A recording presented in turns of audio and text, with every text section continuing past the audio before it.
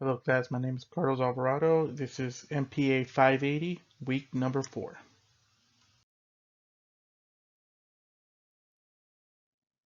Quick overview, we're going to identify an ethical dilemma that you might come across as a public administrator, the situation and interests of the parties, analysis number 1, analysis number 2, alternatives and justify the decision, and the closing. An ethical dilemma that you might come across as a public administrator would be fraud.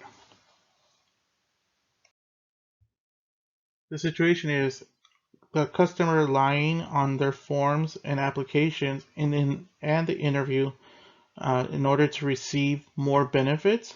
So this is considered fraud.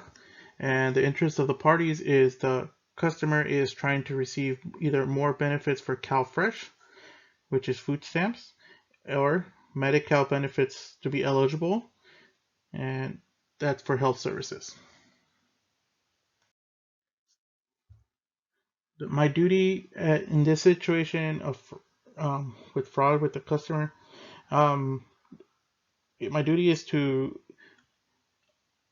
go based on the rules and regulations and try to get as much information as I can without making the customer know like any suspicious that they're going to get reported for fraud, so they're not able to hide any of the information. So my duty is to be either calm as possible and getting all the information, and then after the situation is submitting a report for fraud, so a welfare investigator can go and investigate and see if any fraud was really being committed. Analyzing this through the theories that we have studied before, I did Thomas Hobbes, the theory of contractism. So his because I chose this theory because me as an employee, I have a moral contract to do what's right with my employer, but also with the public.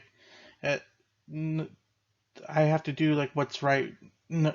Even though I'm a public administrator and it's only one customer, I have to be honest to everyone.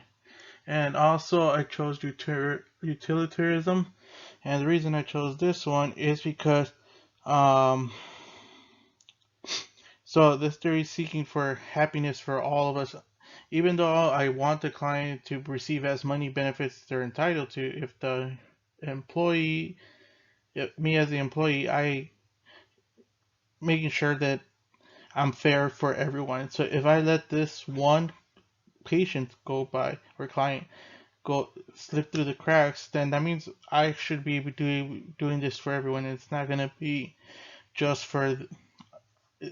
There's not gonna be. It's not gonna be fair for if I don't do it to everybody and just let everyone pass and get as many benefits as there is. So those are the two theories I chose. So the first alternative is what I could have just let the fraud go by and not do anything, not report it, and just let it be.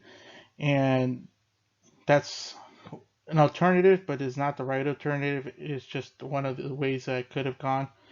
The right alternative, I think, is by just following the procedures and policies that are stated, so that way all the policies are applied to everyone fairly and equal, and not one person receives more benefits due to them lying.